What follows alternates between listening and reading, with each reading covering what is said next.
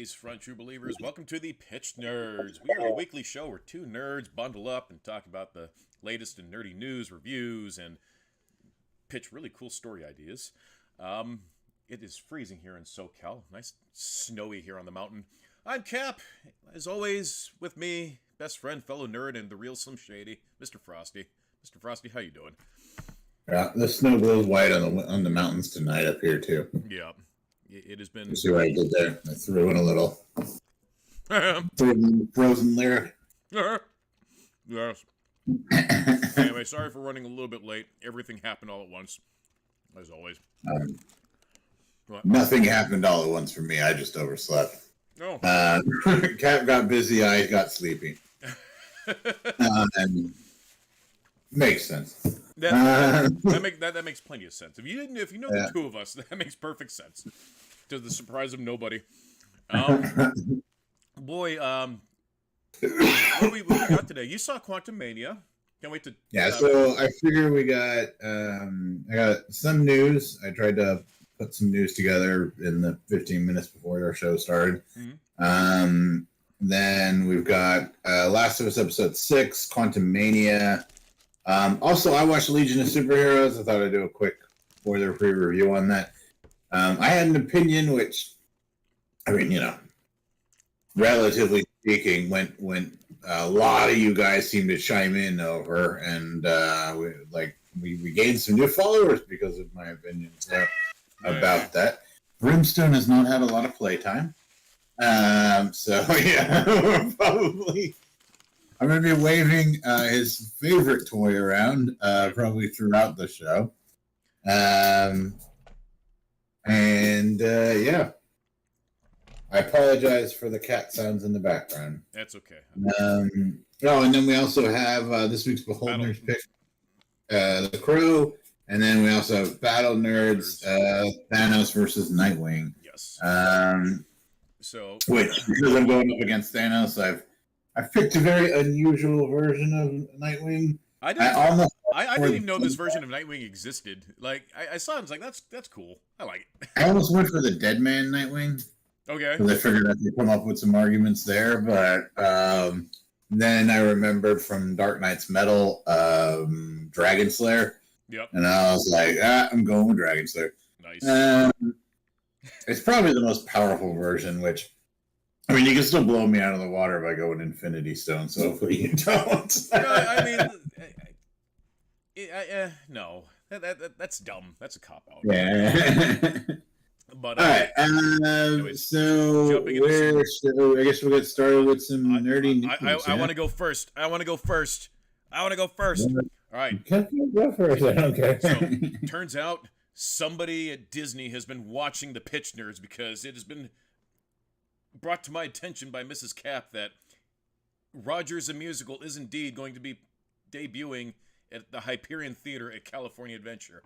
Yes! Oh, yeah. That's badass. I would love to see, the full musical.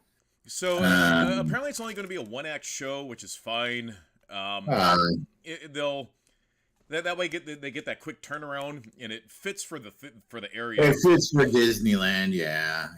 I know. I mean, I guess, maybe it would be hard to turn it into an entire Broadway thing, but I would go and see it. I'd watch it. It's very expensive. I've always wanted to see Book of Mormon. Every time I look at ticket prices, I'm like, I'm good. Book of Mormon is really good. Saw that a couple Did you go and see it live? Yeah, we saw it at the Segerstrom. It was wonderful. Cool. I mean, it's South Park. It's South Park humor. Yeah, I know, but I think they do a good job. And apparently, I was watching a thing where they were talking about it, and Trey Parker was like, "Yeah, we get the Mormons in," and you could tell because they'll be like, "Oh, they included," and then obscure character from Mormon lore. Right. And I'm like, "Wow." So was it Trey Parker grew up in Utah but wasn't actually Mormon, right? I don't know the details, but I know he's fascinated by Mormons, clearly. It's a very new, modern American religion, so I understand. I cannot express my opinions on this particular stream at this particular moment. Okay. But anyways, I have no problem like if, with any religion. Believe what you want to believe. Just don't be a dick about it. Is basically it. You know right, what I but mean? when they are a dick about it, and it happens Yeah, a but, lot but more that's than you true of realize. all religions. Right. I mean, I'm not right, but I think I got into a debate with someone not that long ago, and I always think like okay, obviously he's a controversial person at times, but Ricky Gervais, I always think he has the best take on religion yeah, for people that aren't so religious. right, He said there are 3,000, roughly speaking, 3,000 gods that people worship on this planet, right. and he was talking to Stephen Colbert, is Christian, Mm-hmm. and he said, "So you believe in one God?" Mm-hmm. And he goes, "There are 3,000 gods on this planet people believe in. So that means I don't believe in 2,999 of them. You don't believe in that means, or you don't believe in 2,999. I don't believe in one more than you." Right, You know, and it's like, yeah, that's a good point. right. You can if you go onto our Twitter, you can find me talking to this Jesus guy. Oh boy, So, I didn't mean to get sucked into a conversation. they are a delight. I made a joke, and then it became a lot of him using a lot of capital words about how Jesus is everything, and the world trembled before his might. Did he remind him that he's again, not, did he tell him that Jesus isn't white? I don't like the. He maybe thought that already. I don't know. We didn't get into that. It was a lot of. I made the mistake of making a joke, and I had about the possibility of Jesus not existing. Right. And then it went from there. And I didn't mean to offend anyone. I was just making a joke. But again, if you're religious, that's cool. Like I said, just like, you know, I mean, I'm religious too. I mean, I come off as an atheist sometimes, but I'm not. But yeah. Roger's the musical. So, I sent the thing in the group chat. It was Captain America's a religious guy. Remember in the first Avengers? There are plenty of gods, ma'am. There's only one god, ma'am. It doesn't like that. Right. Well, I'm excited for it. Again, the rumor is it's going to be just a one-act show. It's going to have the song. Everybody's going to file out, and they're going to load up the next round of sheeple into the theater so they can buy the merch and just have them keep coming out. Also, King the Conqueror made an appearance at Avengers Campus at California Adventure. Also, they have an actor. It's interesting with every new Marvel property that comes out, immediately, like within that week, they have a face character that comes out to portray him, which is cool. I think that's Disney keeping on top of it. Yeah, I mean, it's I haven't been in forever, but I'm excited to go at some point. Maybe once they get better and my kidney is resolved and all that. I'm going on Wednesday. Nice. Yeah, there's a. Oh, go ahead. What else we got? And of course, somewhere in the credits, they're going to give props to the pitch nerds for coming up with the idea of utilizing their unused Hyperion Theater at California Adventure. Say thanks, Frosty and Cap, for that great idea. Here's a bag of money. Be like, yes, let's go, Frosty. Let's go buy you that kidney, and we can go say Christmas together. He can buy kidneys, but I mean, shit, just send us tickets to go hang out for the weekend, and hotel accommodation or something. Yeah, shit. I would settle for that.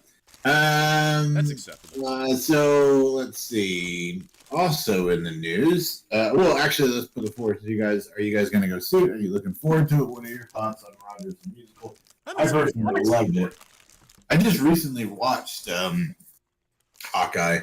That is a top tier miniseries. Hawkeye was so good.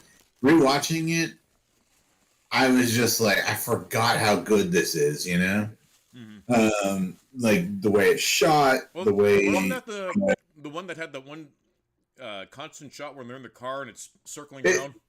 Yeah, it's technically not. It's filmed like a constant shot. There are cuts, but they hide the cuts really well. Okay.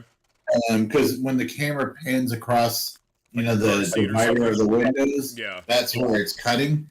But yeah, it looks amazing. Right. And I mean, the Tricos and the Christmas spirit of the whole thing, and Right. the yeah, it's so good. And Hawkeye, he plays such a good father figure and stuff. Like, Yeah. and then you had Yelena come in, and she's funny, and there's so much.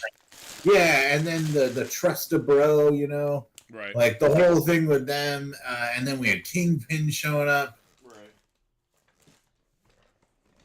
I mean, I highly recommend if you watched it once, and you didn't like it, or maybe you did like it, watch Hawkeye again and just watch it with like a completely open mind, and just you'll be blown away by how good it is. It really is like an amazing miniseries. I really believe that. It was a good miniseries. I'm on season 2 of Doom Patrol. Are you sure all these characters are from DC? Because I don't think the Sex Ghostbusters are canon to DC lore. The Sex Ghostbusters, they probably are. I don't remember what the characters. No, so about. It's when the muscle guy is with the stretchy lady, and she asked him to get her off, and he does.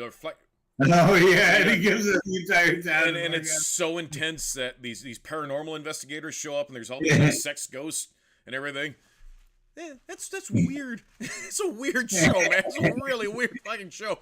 It speaks to me. I love it. Yeah, I forgot about that scene. It's great. Yeah. Oh, it's such a good show. I'm trying to get other people to watch it. Like, I'm a proselytizer for Doom Patrol. Yeah, no, I was the same way, and it was like I got a fellow named Nick who was a guest on our show wants to watch it, and he fell in love with it. He thought it was great. So come on. Let's see. Yeah, if you haven't been watching Doom Patrol, it's sad because it's on its last season, I'm pretty sure. But it seems like the type of show that would come to a reasonable end. Yeah, that's kind of what I thought when I heard it was like ending. I saw a lot of people on Twitter like, "Oh, it's ending. Rah, now I hate everything," because people are. No, but see, I think a show like that benefits from having a solid conclusion because you follow the characters. You want to have an ending. Yeah, I agree. Yeah. It's just the question is, can they stick the landing? Right. So, also in the news, Patrick Stewart has teased that both he and Ian McKellen are going to return to the roles in their X-Men roles, yes, as Professor X and Magneto in Phase 6 in the upcoming Deadpool 3 movie. So Stewart was talking to Entertainment Tonight, and he said that he and Ian McKellen are, direct quote, not done, and direct quote, they have got plans. For English. So here's what I had to say to that. Let's put them in like a hyperbolic chamber and just freeze them until we need them. It's a ways off. I don't want to seed any doubts in anybody's mind, but they ain't no spring chickens no more. So if this is the case for like a long time, you're talking like the whole thing with Harrison Ford again. Yeah, like, when you say, if you're in your 70s and you're talking about long-term movie career, like past that age, just good gravy. Just I hope you get out of bed in the morning. We'd have to ask Star Trek nerd, but is Picard still going on? Yeah, so from what I could tell, they brought back the next gen crew, which is cool. It's cool to see them reunited. I haven't watched any of the Picard. I watch several channels on YouTube that have discussed it, and the thing about Star Trek to me is that in its current state, it feels like it's detracted so far away from Gene Roddenberry's like original idea, where it's not about the humans and our conflicts. It's about we fixed our shit, let's explore the galaxy, and somehow, oh, now Starfleet's evil and derp and there's all this crap. It's like no, so whatever. Yes, I mean again, I come back to what we often say: is it good? If it's still good, then fine. I feel like the Abrams 2 out of the 3 of the Abrams movies, which, but I don't I know. liked them. I thought they were good. The second one annoyed me, but the first one and the third one, particularly the third one, was really good. I really enjoyed the third one too. I think it was just a fun movie, and the first one I thought was a really fun movie. Right. And especially like the part when the guy's like, "Oh, like who has advanced combat training?" And then he pulls out the sword and everything. Right. Yeah, I thought that was cool. But yeah, I kind of agree with you. They are very elderly. Not that that's a problem. And I don't know. I mean, it's an odd thing to plan for, but I think they both were really good as Professor X. They're fantastic, and they play off each other really well. Like they're two like distinguished gentlemen, like, and you can tell that they're friends, but they're also like on opposite ends of each other. Like they still respect each other. It's just they have two very different ways of going about their causes, but. I'm pretty sure we're going to see them in Deadpool, just as like a quick thing. But past that, I don't know. Well, that's what he's hinting at. Yeah. So we'll see. Also kind of in the Wolverine realm of things, there's a rumor going around, just a rumor, but it's suggesting that adamantium is going to debut in the MCU during Captain America: New World Order. Okay. And that's going to be like a whole another issue for Sam Wilson to face. Because they've been dealing with the whole vibranium thing. Right. And then obviously if this new super metal comes in, it would be another issue. And I mean, with them introducing Wolverine, it kind of makes sense. Yep.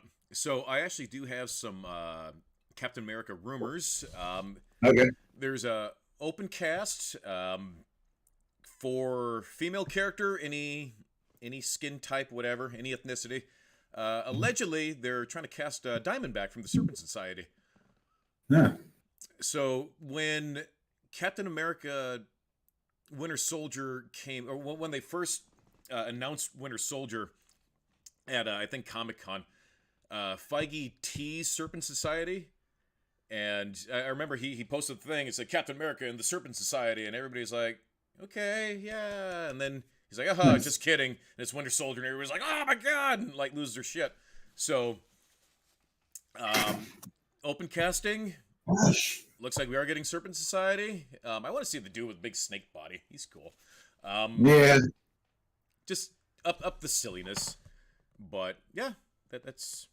We'll see how that goes. See how that plays. Again, I apologize, everybody. I woke up late, and Brimstone is wanting all the attention in the world, don't you? Come here. What would happen if you let him out? I've told you this before. There are other cats that live here. Right. But are the other cats? So if he goes out, then a few things happen. A, he needs to be supervised because he damages everything in the house. Ugh. B, if he goes out, the other cats get so stressed out by him they stop eating. Yeah. Because he doesn't have any chill. All he knows is like, I see other cats, it's time for me to play. They're much older cats, so we have to stagger their playtimes. So, and then obviously his playtimes have to be when I can supervise him. I can't exactly supervise him and do the show at the time. Now, I understand it looks like believe me, he has tons of playtime. I'm always out with him. It's just during the show I have to keep an eye on it because he'll go downstairs, for example, and start knocking the stuff over, damaging the walls, who knows. Right. He's a very destructive little kitten. He's very young still. According to what I read, he's still a 15-year-old. So I know it's annoying. There's just very little I can do about it. I mean, I suppose I could like put him in a crate or something. I don't know. I don't want to do that. I'd rather him have like at least a room. Yeah. Diamondback. Serpent Society. Yes. But yeah, no, I think it's cool that adamantium finally comes to the MCU because obviously that's something that's been missing. Yeah. Oh, don't do that. Come on. Big kitty. Big kitty. He's huge. That's the other thing. He's like twice the size of the other cats, so they're like, what the fuck? What else you got? So yeah, I'm interested to see that.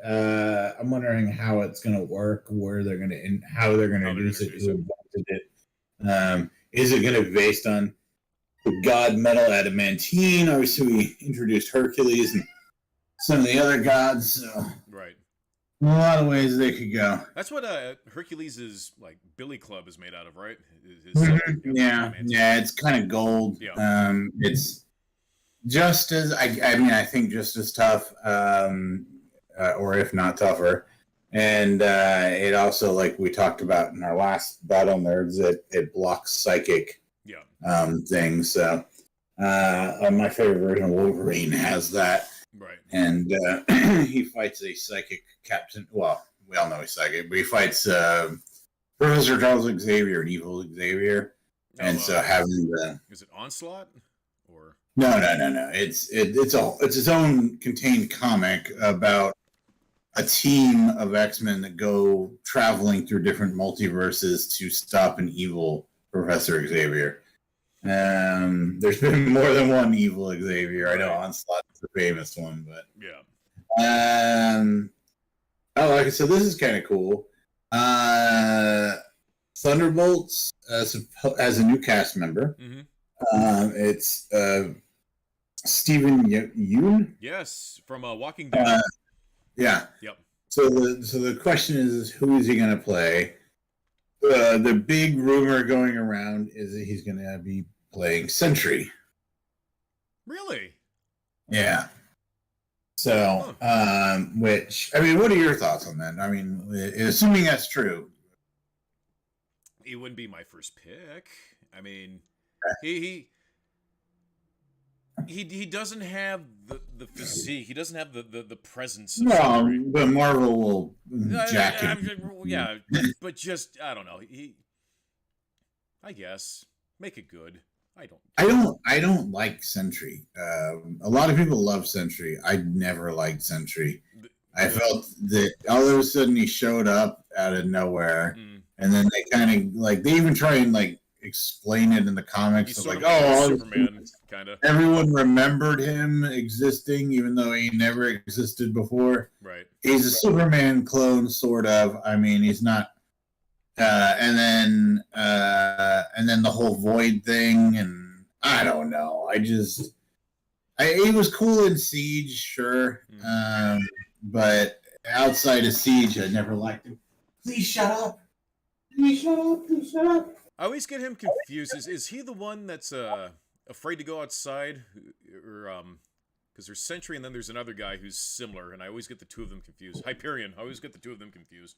Yeah, Hyperion is almost a direct Superman clone. I mean, they came from like a dying world. And all of that stuff. I'm gonna grab him a treat. He loves treats. That's cool. I don't know, man. Sentry. Henry Cavill would make a good Sentry. Just because it's Superman.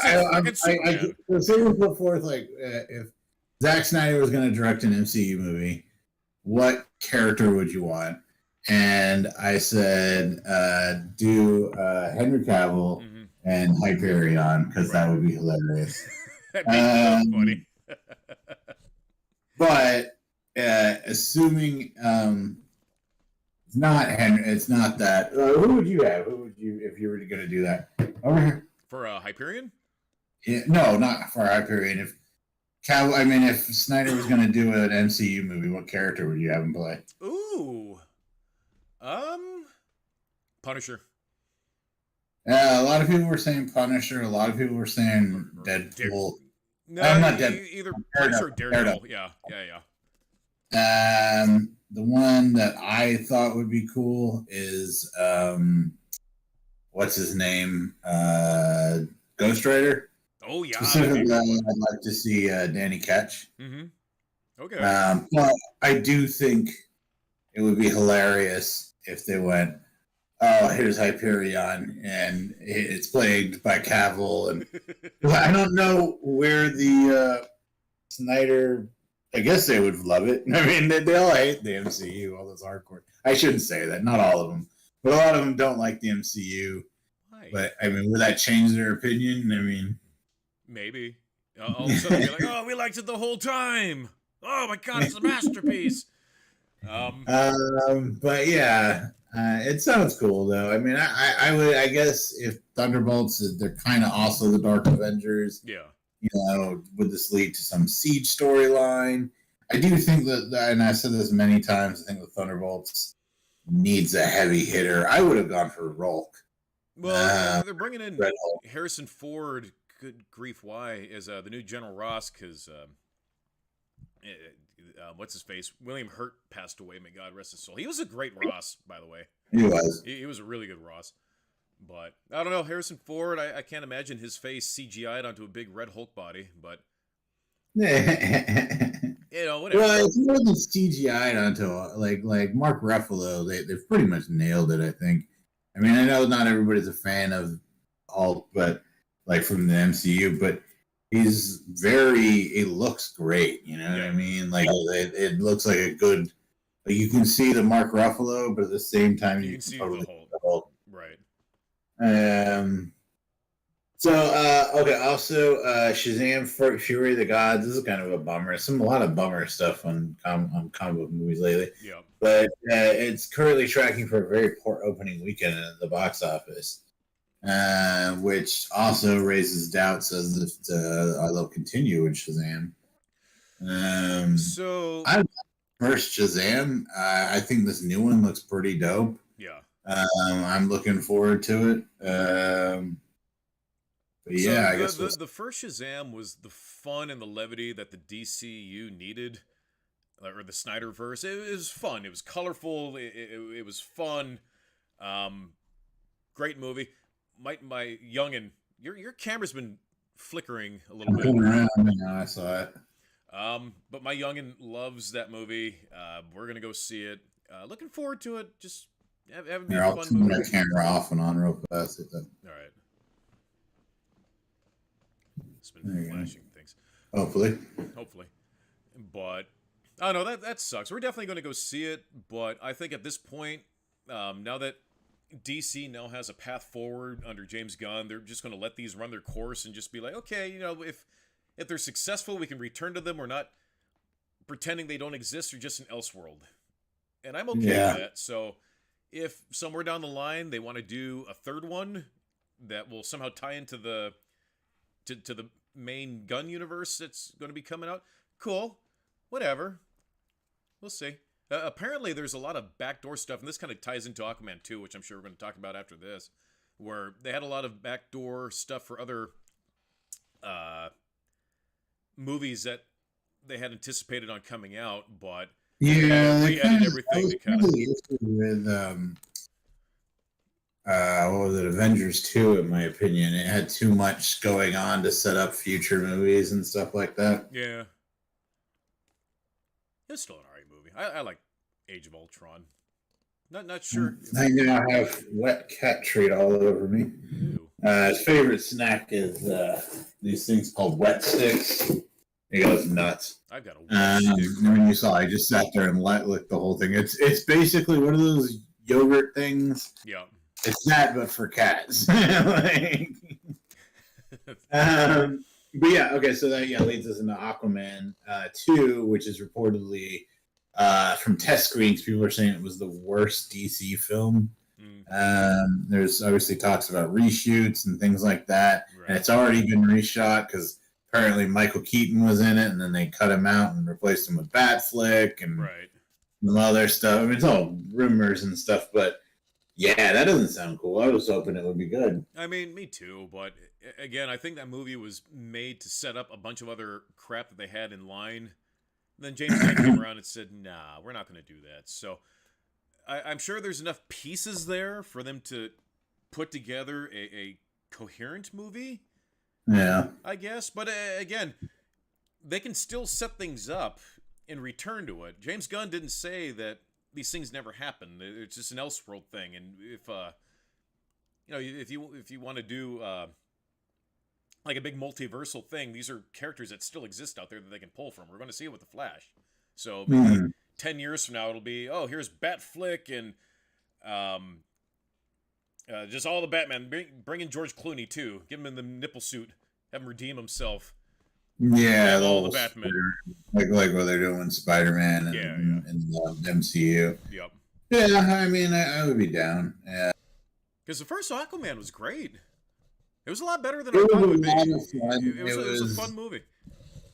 Yeah, it was very big, you know what I mean? Like, and it kind of had that adventure movie feel to it, you know, like, oh, let's go to all these locations, and then it finished with this giant undersea battle. Right. Yeah, I thought it was cool. I had a lot of fun watching it. The new one, yeah, I mean, obviously, there's also issues with, I mean, the same issue they have with the Flash, and that the one of the actors is a little problematic, obviously, right? Because of the whole Johnny Depp thing, right? People definitely turned against her, right. I wonder if that's going to impact the movie at all when it eventually does come out. People just wanting to boycott it outright because of. I don't know. Boycotting doesn't seem to be working. Like I said, I mean, the whole thing was everybody boycotted Hogwarts Legacy, and that did not get boycotted very well because it's like super hot right now. Everybody's buying it. Have you played it yet or heard any reviews? I haven't played it yet. I've seen some clips from it. It looks neat. It's an open world Harry Potter. That's cool. I saw that our friend and fellow nerd, Mr. Eric Rader, was playing it because I could see him on PlayStation. Yep. And then I was like, please stop. I don't want you looking at my sodas. But now but I only saw him playing it like once or twice, and now it's like his jam seems to be FIFA. So maybe he wasn't that into it. I don't know. Well, he's a big FIFA guy, so. Well, yeah, and also he's got a baby right now, so it might be a hard game to pause or something. You know what I mean? Yeah. Because he's doing the whole dad thing. Which congratulations. So let's see what else. So this is kind of funny. Ryan Reynolds and Hugh Jackman apparently are in a competition to see who can get more jacked for Wolverine or for Deadpool 3. Obviously, it's kind of weird when you go back and you watch like the first X-Men movie. It wasn't in bad shape, but he just like had like a normal human kind of like I'm in like good shape Wolverine body, right? And then by like Logan, he's just like pure muscle, yeah, right. I've heard like have you listened to him though? Like in order to get in like that look, they have to like stop drinking water for like 3 days and stuff like that. Oh God! And he says you get to a point where you can smell water. And but that's how you get, and then he like pumps himself up, and then he does the shot, and then like apparently it's like he has to, he's about to crash, and it's like water. That's the only way they can like make them look like that, because human bodies aren't supposed to look like that. Like, no. that sounds like it sets an unreasonable expectation for us average guys to. Well, yeah, perfect body to be oogled on by the. That's fine. I mean, there's been unreasonable expectations on the other gender for like forever. So I mean, it's about time we had some of our own. Right. But I do think though it'd be better if we just ditched all of that. I mean, he looks amazing. I mean, it's incredible the way you can look like that. But. Right. But it's not reasonable. It's not real, yeah. But then again, I think that's kind of the point with superheroes is that they're sort of the modern Greek gods, if you will. Right. And they're supposed to look more than human, Yeah. Like you pick up a superhero comic, like everyone is just like jacked or like beautiful or yeah.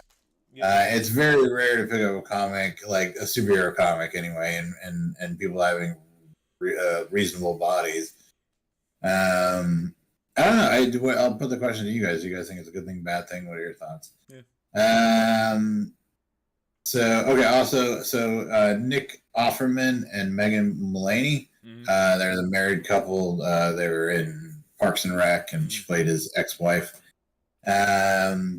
apparently they're in serious talks to join Umbrella Academy season 4. I thought Umbrella Academy was canceled. It's a good show. I haven't kept up with it. Have you watched it? What are your thoughts? So I've watched the first season. I really liked it. I liked it a lot. Doom Patrol has like a more grown up Umbrella Academy vibe to it. But they're similar in that they're these kind of oddball, like characters. Yeah, but I never watched season 2. No particular reason. Just there's other things that I'm watching, other things that I'm doing. So I'm sure at some point when I have the time, I'll sit down and just probably binge it because I really enjoyed season 1. Famous scene where they drive by each other and they see it and they're like, "What the fuck?" Yeah. In season 2, I think I went into season 2. I didn't finish it. I liked it. I mean, I love Nick Offerman and Megan Mullany. I mean, I'm sure they would bring a lot of stuff to it. Right. I just, for some reason, my brain, the show got canceled, but it's rare for a Netflix show to go past 2 seasons. You know, they love canceling. Yeah, they love Although someone at Netflix came out and said they've never canceled something that was doing well. So, yeah. You know, there you go. It's annoying because you get into something, you're like, that was really fun, and then it's like, no, we're pulling the plug. Right. Moving on to other shit. And you're just like, aw. But then again, those giant breaks in between things, and then I think also because you binge it, you know what I mean? You like, it's hard to keep it in your brain. Yeah. And then you think to yourself, like, well, can I watch one of those recaps, you know? Mm-hmm. But even with the recaps, I struggle to remember stuff between seasons on Netflix. Right. Well, you said that you had forgotten a lot of season 2 of Doom Patrol, so So this is one of those shows where you can watch, you can binge it because it kind of flows. The season 1 ends and then season 2 picks up right there. Mm-hmm. So it's interesting, great show. Oh, that's amazing! I love that show. Yeah. So this is so a lot of people are talking about the Superman Legacy movie because of the name Legacy. And the fact that Batman, they've already said it's going to be a Damian story. Mm-hmm. So a lot of people are like, oh, Superman Legacy, it's going to be about Jonathan. Mm-hmm. But no, James Gunn debunked that rumor. Okay. I mean, I feel like James Gunn, like a big part of his day is like, what rumors can I squash today? A part of him really enjoys it. I bet he just kind of lords over Twitter and just watches everybody just fight each other. He doesn't need to say anything. He's a hands-off type. Like, he'll watch it, and then after a week, I'm trying like crazy to get him to respond to one of my tweets, but he's so far has yet to do it. I did get Dan Slott to give me a like, which I was really happy with. Did we ever hear back from Lucy Lawless? No. But Dan Slott, I mean, come on, that's the single greed female writer. Mm-hmm. Okay. It was just a like, but I forget what I said, but I ended my tweet with like, single green female was dope as hell, and then he was like, yeah. And I was like, yeah, Dan Slott noticed me. So when I've had that same type of feeling when there's a show Symbiotic Titan that was on Cartoon Network about 10 years ago. It got canceled. Tragically got canceled because it was such a good show. And myself and a bunch of other like-minded weirdos, we formed the Save Titan campaign. And it was cool because we got most of the cast and the writers and whatnot to actually like the page, and they supported us. And it was really cool. And the voice of Lance, my goodness, I forget his name, Kevin something. They don't eat with their mouths closed on that show. It drives me crazy. There's a scene where him and his sister are sitting there eating, and they're and I'm just like, no. I get your aliens, but look around. So that's cool, man. It's always cool when somebody of the industry pays you a small nod of attention. That's like what's the song? The drop it booty shake it, bake it, booty quake it. Yeah. Turn it around. Shake it, bake it, booty quake. I was like, wow, this is a good kid show. Tara Strong wished me a happy birthday on Facebook, and I think I mentioned it on the show, but I just, oh, God. That's cool. We've also had Ryan Reynolds like and retweet something I tweeted once. So that was cool. Oh, that's awesome. I'm pretty sure that means we're best friends now. Oh, yes. Please join us on the show, Ryan Reynolds. Speaking of which, we got a couple of people lined up. I'm going to talk to Cap about it after the show. But it's been a while since we've had a comic creator. We got a couple of comic creators interesting coming on the show. Nice. You guys will probably see because I've been retweeting some of the things because we are big supporters. One's a sci-fi comic, and the other one is a web comic creator. So that should be fun. We'll keep you guys posted about dates and info on that. Right. Back to the news. Last bit I have is we talked about this a little bit offline, but the Thanksgiving slasher from the Grindhouse trailers. Mm-hmm. I think it was called Thanksgiving, but I think it might just be called Thanksgiving. Is a go. It's from Eli Roth. If you've watched the Grindhouse trailers, they're great. This one is particularly great. I love the part where it's like the grandma, and then it like cuts to the turkey, but it's a human with the legs tied up and its ass is stuffed. And like you're like, wow, that's dark. It's Eli Roth, baby. I love the Grindhouse films. So yeah, keep doing them. They're great. I guess they don't do super well, which I didn't know, but I think they're amazing. I'm sure they do well on DVD. Or whatever they call it. Well, that's the problem, though, is nothing does well on DVD. That's why we don't only have blockbuster movies nowadays, because DVD sales are gone. Yeah. Well, on similar note, the missus and I were seeing Cocaine Bear tonight. I didn't know that Elizabeth Olsen, a.k.a. Scarlet Witch, like, this is her movie. That's interesting. I thought it was Elizabeth Banks. No, I heard it was Elizabeth Olsen. Elizabeth Olsen. Check the webs. I swear it was Elizabeth Banks, but you might be right. No, but we're seeing that tonight, and it should be fun. It's getting great reviews. Yeah, the big. Well, I mean, it's getting good. Yeah, no, it's Elizabeth Banks, dude. She's the director. Yeah. You know who that is, right? Yes. Sorry, I thought it was Elizabeth. Stop it. His latest thing, this cat's latest thing, is he's figured out that the cables from my desk all go down the back. Mm-hmm. And he likes to go behind and like, I'm just going to smack that cable around a little.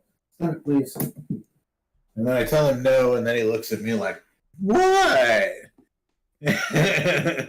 Cats are evil, dude. I don't know if he's evil. He's just... that seems like a headache. A bastard, I mean. That's a headache.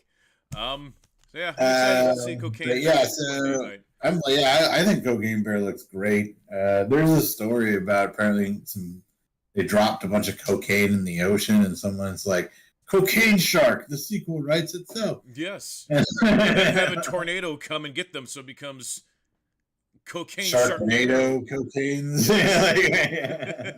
Yes. I don't know.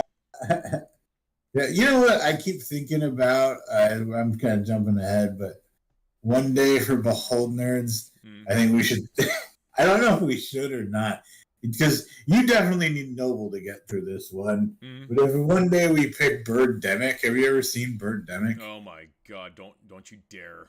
It's not what we picked this week. You know, it's funny.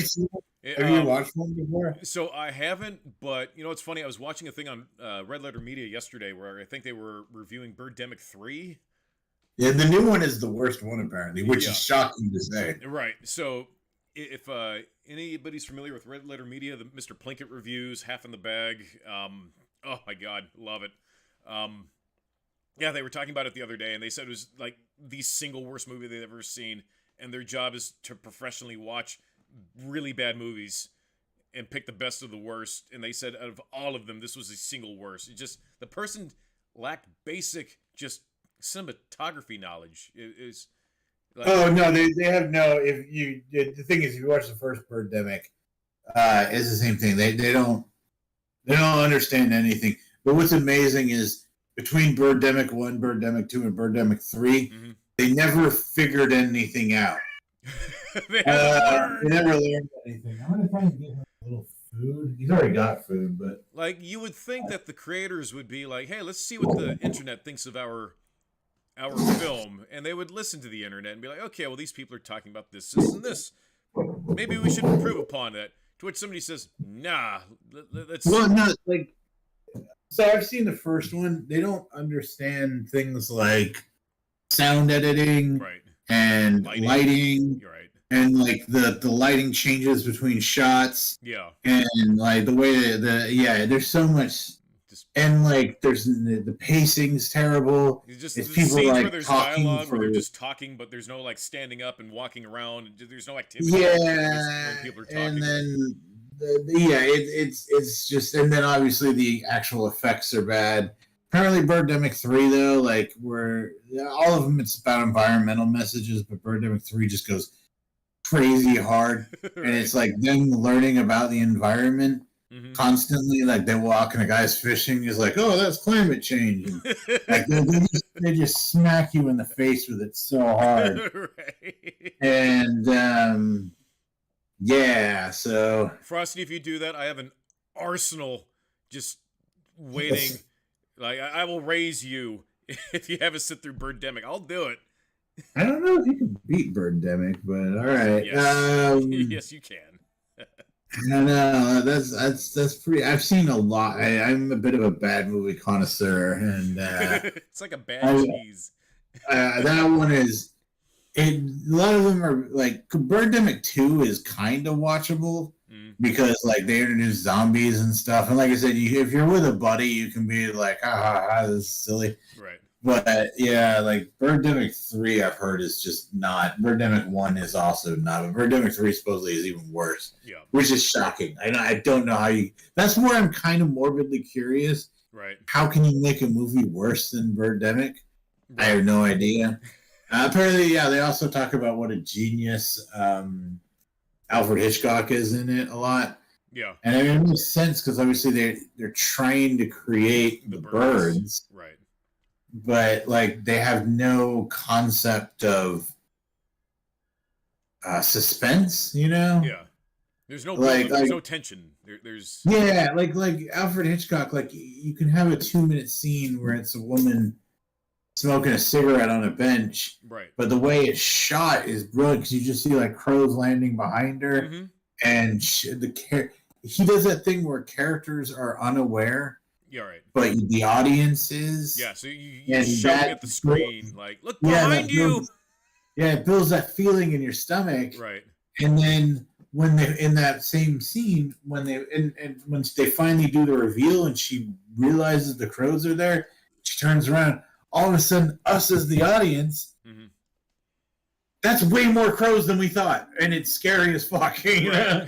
Yeah, it's crows, you know? Right. Crows are... Well, we'll talk about crows in a little bit. Yeah, that's true. Yeah. What's funny is my last. I used to have another black cat, coolest cat to ever exist. Pagan savior.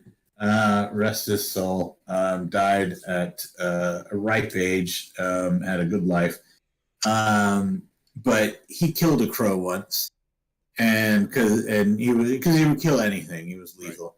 And did they stake out your house for like the rest of your life? Yeah, the crows have always held a vendetta against him. Like, so at my mom's house, because he lived with my mom for a while, they had this big, like, walled-in area outside where he could be outside, but he couldn't run away or anything. Not that he would. Right. But he would stay out there and hang out. And then you would see the fucking scene from the crow, like from the Alfred Hitchcock, the bird. Crows would just be lining up around the stone fence, and they'd be like, Right. And then my cat was just sat down. Yeah, my cat just sat down there on the floor, looking at them like, "Yeah, come down here and say that." And like, but it got scary because there was too many of them, right? And like, both me and my mom be like, "Yeah, we're just gonna bring you inside," you know, like start clapping their wings together.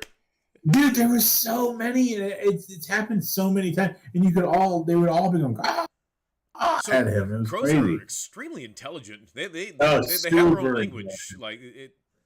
I remember Yeah, watching and a thing about they've done all communicate. these studies that, like you said, they remember across Yeah, generations and things yeah. like that. And Like they pass that yeah, shit like, on to their young ones. Like when they're hatched, it's like, okay, see that cat right there? Fuck that cat. yeah. Ah! Yeah. Maybe he didn't die of old age. Man. Okay, so that's really all the news I got. You got anything? No, that's I threw in my 2 cents. Oh, was there no, that's it. Yeah. All right, cool. Shall we? Yeah, let us know if there's anything you'd like us to discuss or cover in the news. Just message me through Twitter or leave us notes or any of that, and we'll include it in next week's show. So really quick, yeah, go for it. Fellow nerd Dan, just because we've all been talking about how great the comic is, I actually let him borrow issue 1 of Ronin, the Teenage Mutant Ninja Turtles. He loved it. That's awesome, man. Like I brought Dan to comics. Yes. He said he really enjoyed it. He said that I'm still reading your Boba Fett book, by the way. Okay. I'm not super far into it. It was like 4 a.m. and I started falling asleep last night, so I realized I was holding the comic. You know, I was like, I probably need to read this tomorrow. Yeah, you know? But so you finished Robin Wars then? Halfway through it still. You said you really wanted me to read this one, so I thought I'd switch and try and finish this one. My goal was to finish it before the show, but then, like I said, it was like 4 a.m. and I was just then you just went started to doze off. But I like it. I did find that weird cult at the beginning. They're like, we're the temple of beings of pessimism. Pessimism, yes. They're a little weird. That's a little on the nose, you know. Right. Like, it's subtlety. You know? Yeah, but it's what makes the comic great is not going to spoil anything. Is it's towards the end, like you'll know what's coming. But I just wanted you to see Boba Fett through my lens. I've read Boba Fett comics in the past. I do think I still stand by that. The show did what the show did for reasons that make sense. Yeah. I understand not everybody liked it. Yeah. I think if they wanted to do what you're liking, they should have gone for a younger Boba Fett. Then I think that would have been possible. Yeah. Because he felt in that book, he feels younger. He feels like on his prime. I understand where they're like, oh well, he's kind of retired. Like Jin Djarin I know he's not exactly young, but he feels younger than Boba Fett. You know what I mean? Oh, but by the way, you know what? Forgot. That starts next week. On the I'm super excited. Yes. So we'll be talking about that next week. That'll be good. Oh, you know what? I have one more thing in nerdy news that I forgot. Go for it. And there's going to be a Star Wars convention in the UK, I think in April, and rumor is they're going to be revealing their next series of movie plans. So we'll see.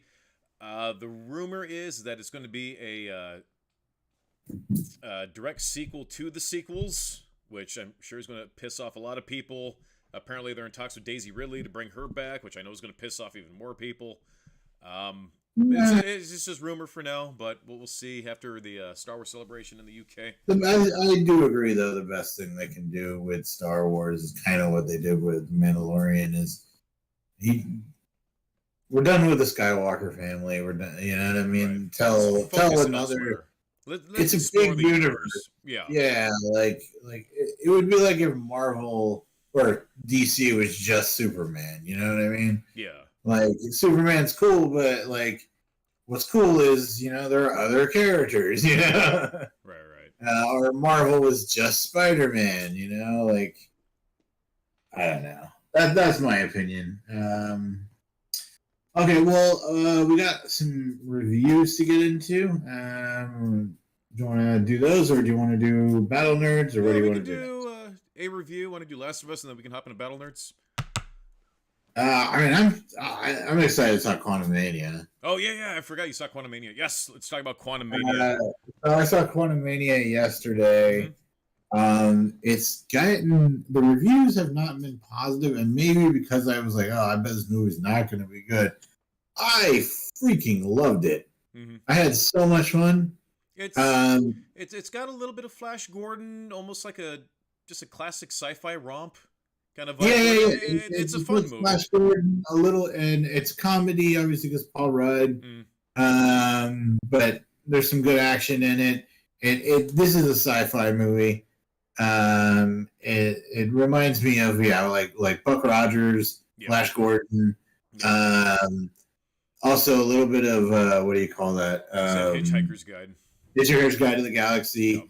Yeah, it's such a cool, interesting world. You don't usually see sci-fi worlds where they go that hard. Right. So I feel like they try and lean it in a lot. I really like this for a lot of reasons. I like visually. I know everybody's complaining about the how bad the CGI is, and there's rumor that this movie got sidelined for Black Panther. Yada yada yada. I don't think it looked bad. I didn't think it looked that. I thought the art was cool. I thought the art was cool. Like, I really liked how the world looked. I liked how the buildings were like these giant amoebas. And my favorite line is, "Your buildings are alive. Yours are dead. Yours are dead." Like, that's really fucking weird. And the shit that I will say, I'm glad that you told me that Bill Murray had a cameo in this. Like, I knew. I didn't know, and then you told me, and then like I saw it, and I was happy to see him, but like it would have been such a fun surprise, you know. I thought you knew because they had come out and announced that a while ago. No, I didn't know. I wanted to see more of Bill Murray. Or if I did know, I forgot. Yeah.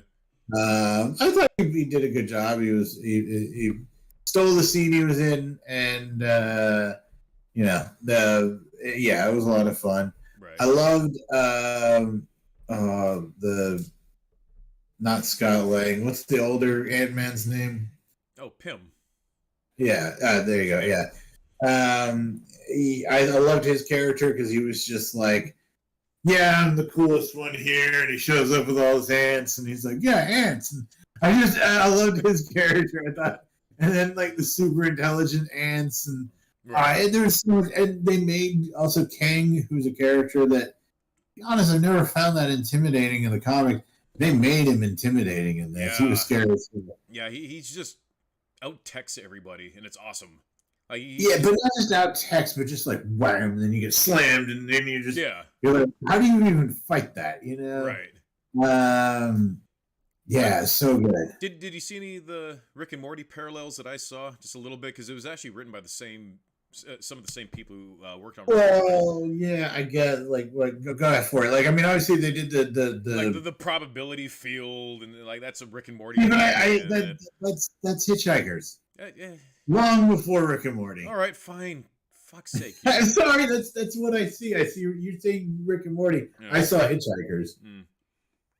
Because they said probability field, and that's immediately what made my brain go Hitchhikers, because I was like, oh, because the starship, that's how it worked. It worked on probability fields, and so anytime they would go into like essentially hyperspace, it would activate a probability field, so crazy shit would happen. And they activate it once defensively because they're about to get hit by 2 missiles, and so they activate it. And one missile turns into a sperm whale, and one missile turns into a bowl of petunias.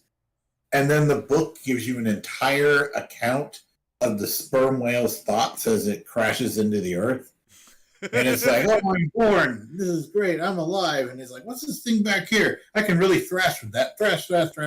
Needs a big name like ale, bale, tail. I'm going to call it a tail. And like it's creating the world around it. It's like, what's that thing below me? It's huge. It needs a big word. Ground. Yes. Wow, it's coming at me really fast. I wonder if it'll be my friend. And then it crashes in and dies. And apparently the only thing the bowl of petunias thought was, oh no, not again. But no, the other thing that is sort of Rick and Morty, but again, I thought something else because comic book brain, was they did the Council of the Kangs, obviously. This is the Council of the Reeds, which The Rick and Reeds, Morty did the as the Council of Council Anybody. of... Yeah. Yeah. So, which, it's interesting. Also, Kang is technically related to Reed Richards, so... Right.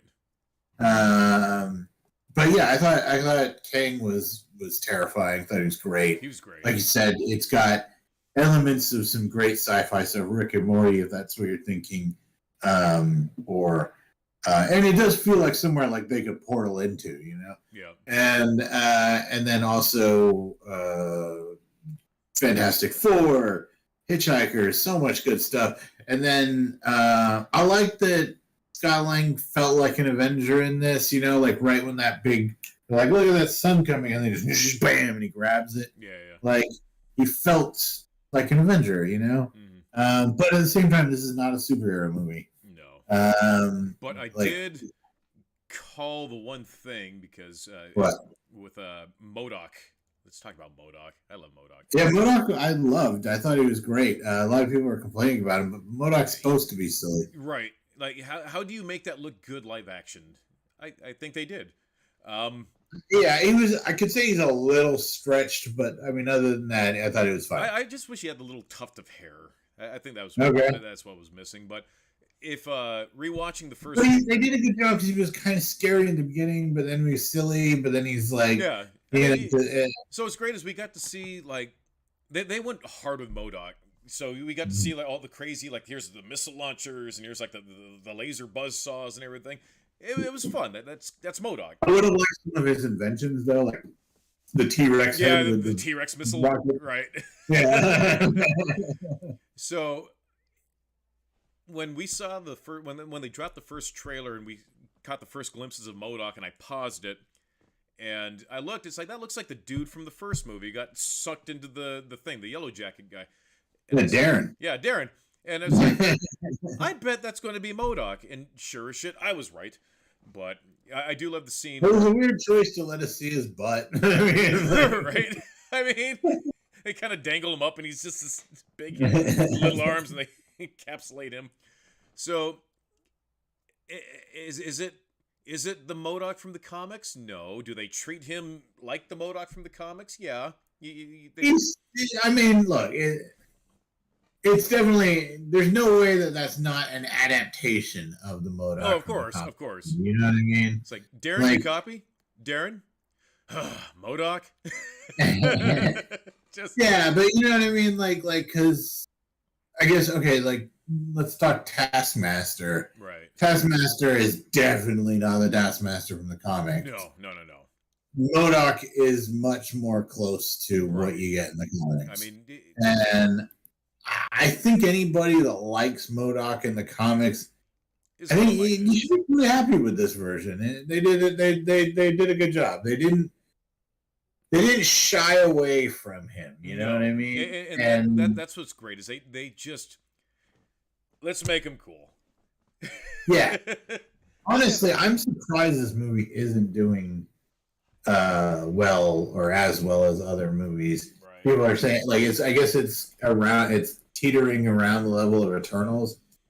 Yeah, I like this one way more than Eternals. Yeah, I definitely did like this one a lot more than Eternals. It's a fun movie. It's a fun, like, one of those Flash Gordon serials, man. That's what this movie is. Yeah, no, I mean, I think if you like sci-fi stuff, especially, like I said, they go hard. They do go really, really hard, and yeah, I love it. I love that they just said, let's have fun with this. So here's the thing: it felt alien. It felt different. It felt like another universe. Yeah. Nothing was familiar, and with everything that I'm working on in Quantum, I came up with some really weird shit. But I see movies like this, I'm like, oh crap, maybe my ideas aren't so weird.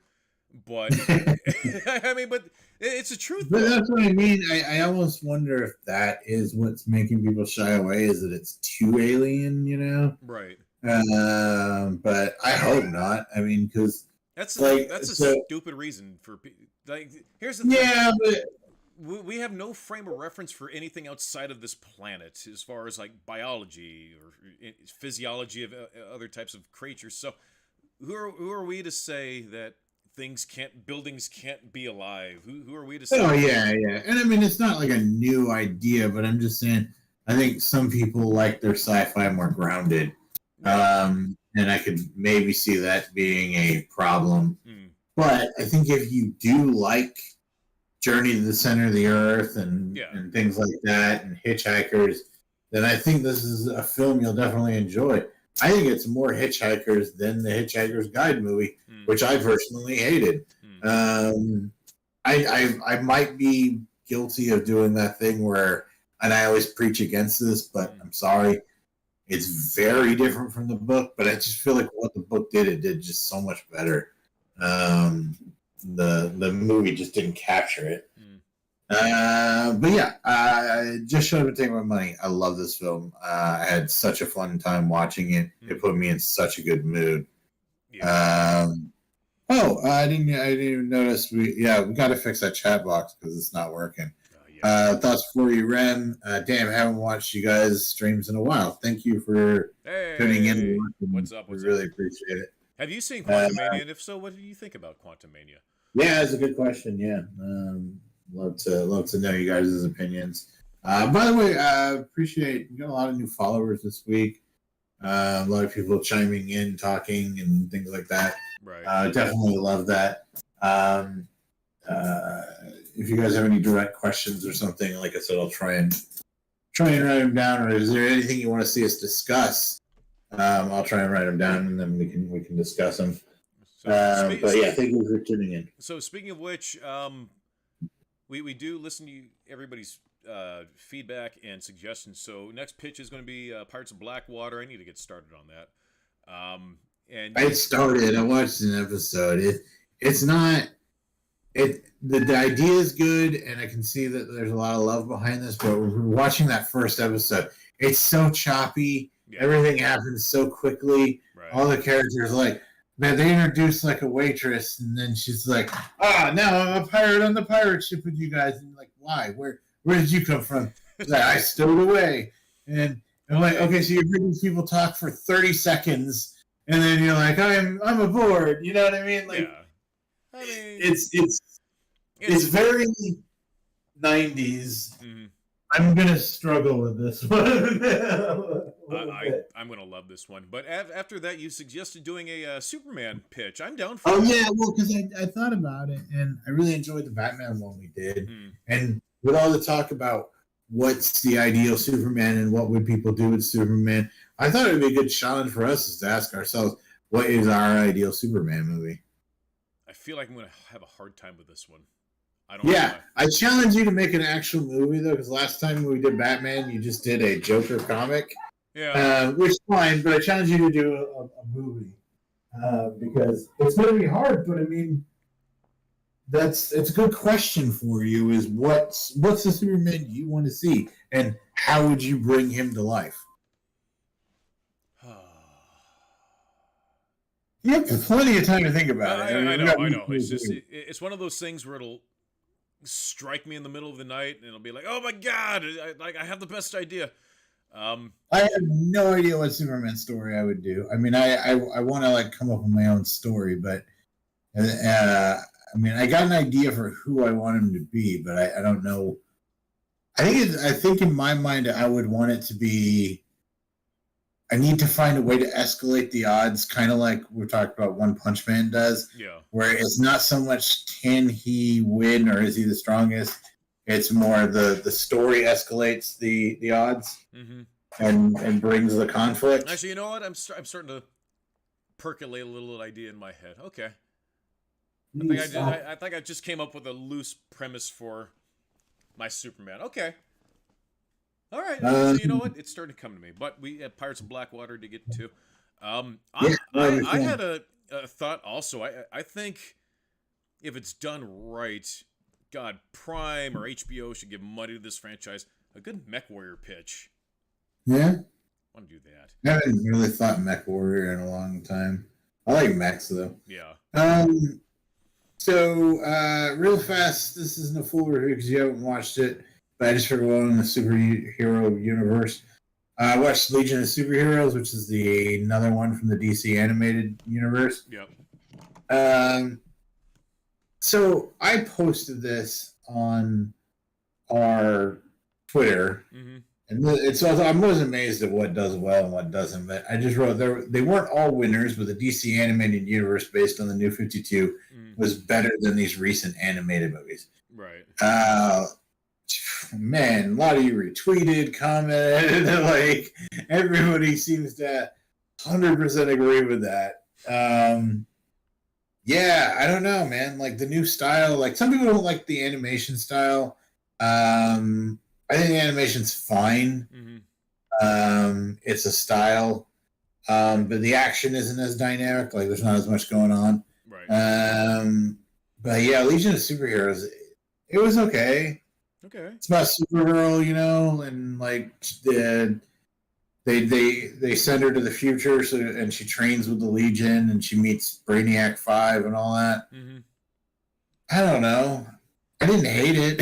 Like, okay. I mean, it's just it's not. The New 52 one was so good. They weren't all winners, but those movies were so good. Yeah. Justice League War, Flashpoint, Batman and Son, you know, Suicide Squad, Doom.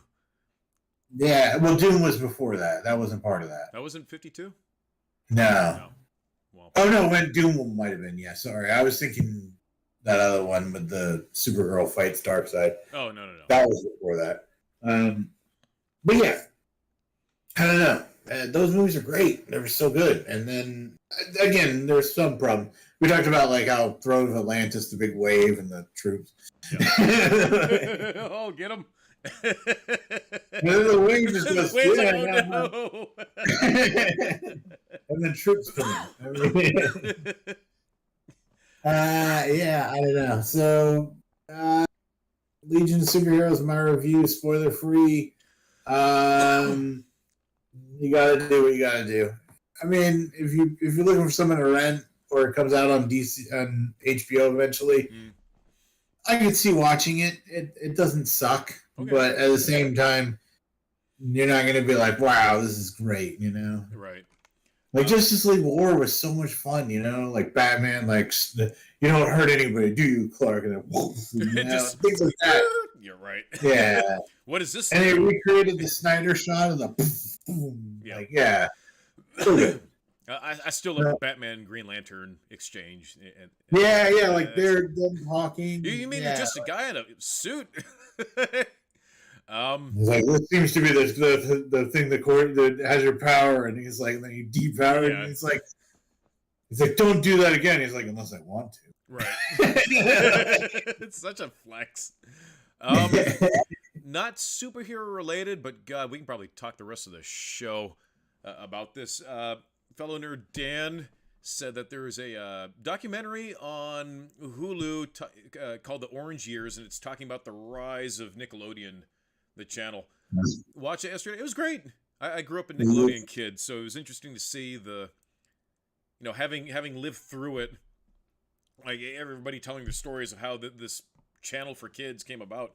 Super interesting. If you haven't seen it, I'd recommend it. Especially if you. I'll figure it out. Yeah, I was a Nickelodeon kid too, of course. I mean, I haven't watched Nickelodeon in years, but yeah. I mean, they sort of said at the very end that, okay, so here's this huge empire for kids, and then SpongeBob and Dora happened, and then they kind of left it at that. I feel like Nickelodeon became Cartoon Network. A little bit. So you know what I mean, like with like Dexter's Lab and Powerpuff Girls, and like even like things like Adventure Time. Right. I feel like all of that was the Nicktoons that we kind of watched. But yeah, there was obviously also live action shows. So Hey Dude, and what's cool is that they brought a lot of the actors in, so they're all aged up now because they're our age. I remember Hey Dude. Hey Dude, so I liked Hey Dude, but Salute Your Shorts was still my favorite. So I think I know the entire fucking theme song to Hey Dude. It's little wild and little strange. When you make your home right on the range. Hey dude, come on down. Change right if you ain't hold on.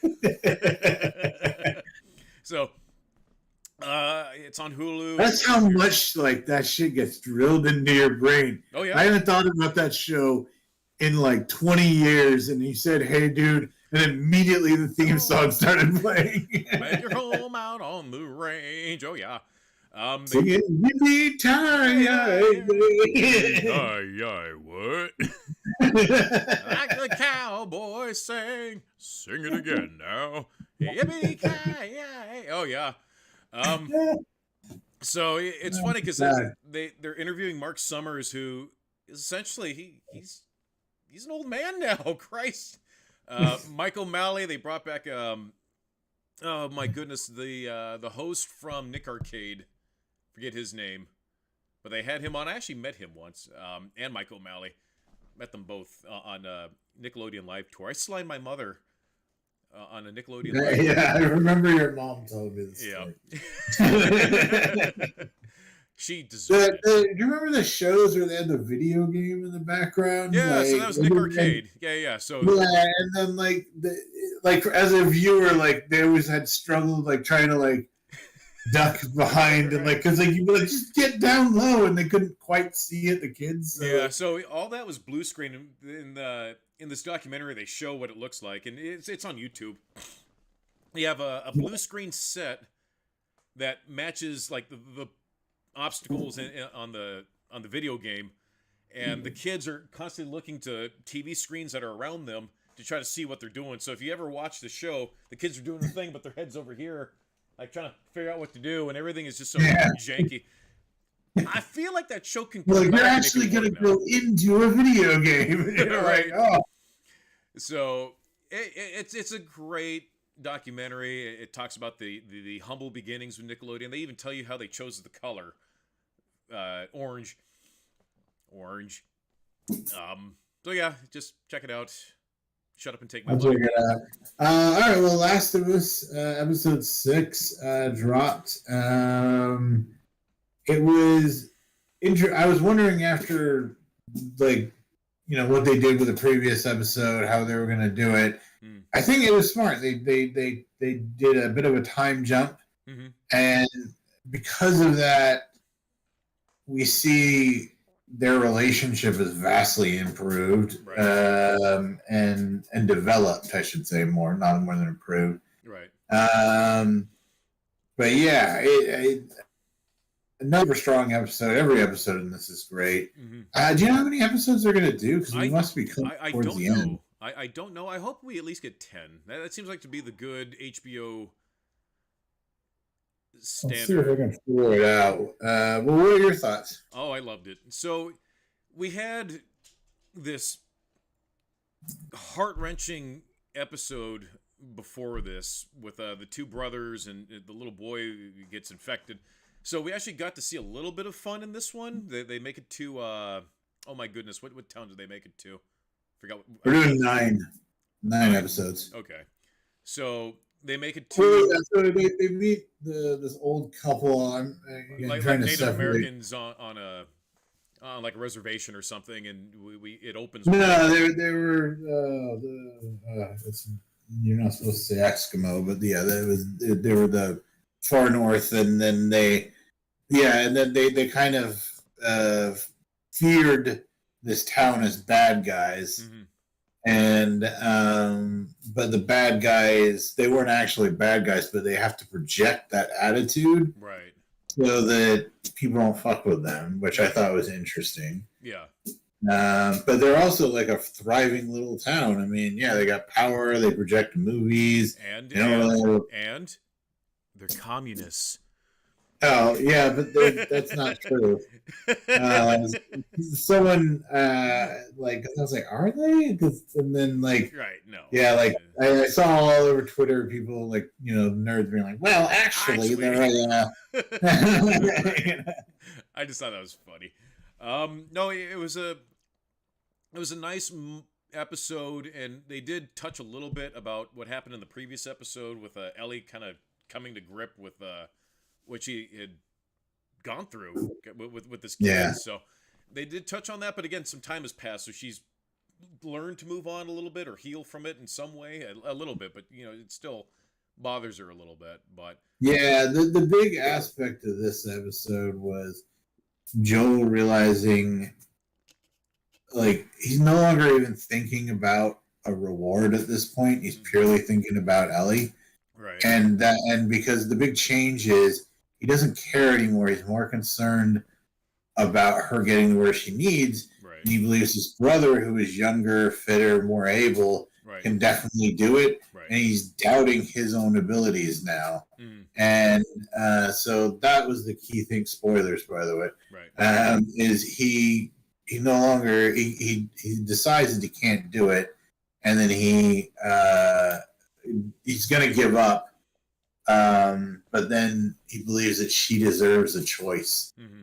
and he says, like, I'll come with you if that's what you think. Right. And I think that was the most important part of the episode. The episode then moves into them traveling and eventually finding the university that the Fireflies are at.